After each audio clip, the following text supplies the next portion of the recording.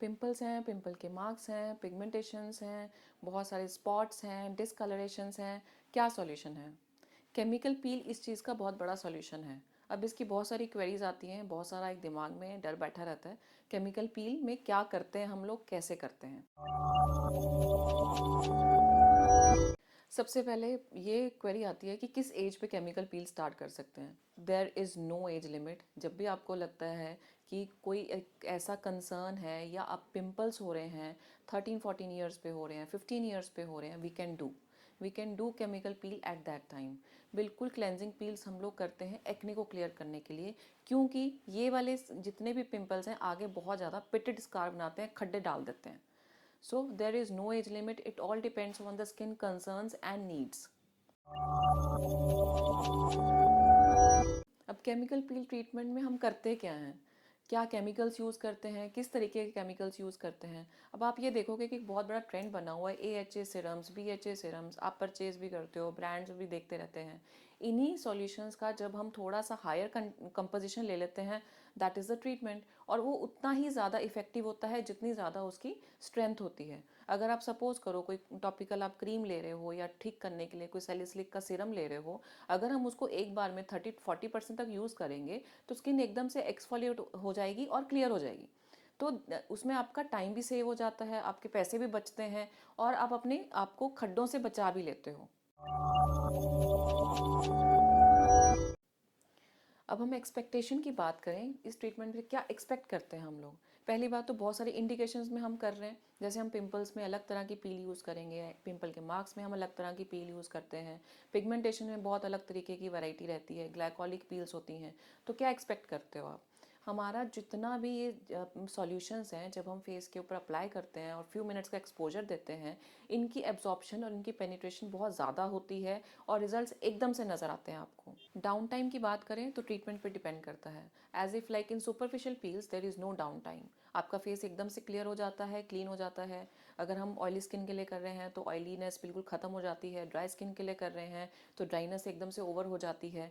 और अगर हम मीडियम पील की बात करें तो देयर इज़ थोड़ा सा 48 आवर्स का डाउन टाइम होता है, जिसमें कि हल्की सी स्किन आपकी ड्राई होती है।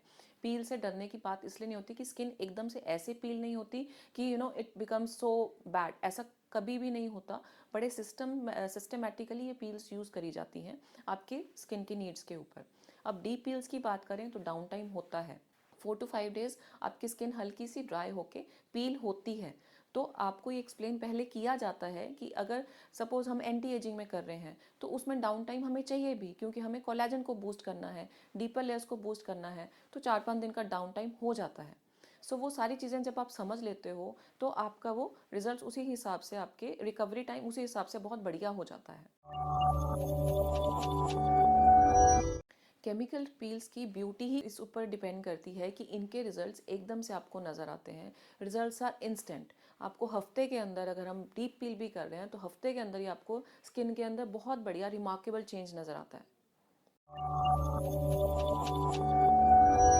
रिजल्ट्स बिल्कुल लॉन्ग लास्टिंग और परमानेंट रहते हैं। अगर हम पिंपल्स के लिए कर रहे हैं तो वो आपके डेफिनेटली 100% आपके वो रिमूवल वाली साइड चले जाते हैं। थोड़ी सी आपके लाइफस्टाइल चेंजेस और डाइट की चेंजेस के साथ आप हर चीज़ में रिजल्ट्स परमानेंट ले लेते हो।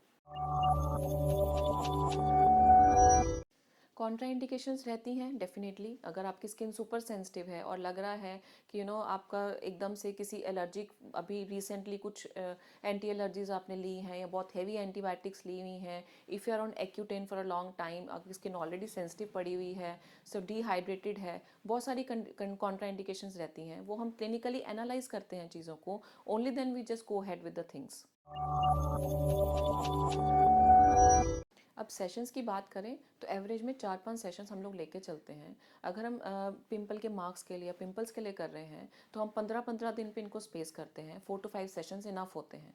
और अगर हम पिगमेंटेशन की बात करें, जहाँ पे हम BHA पील्स यूज़ करते हैं, वहाँ पे कई बार हम 5 और 6 टाइम्स भी करते हैं, स्पेसिंग एट 1 मंथ इंटरवल, क्योंकि वहाँ पे स्किन का एक डाउन टाइम रहता है, स्किन थोड़ी सी ड्राई होकर निकलती है।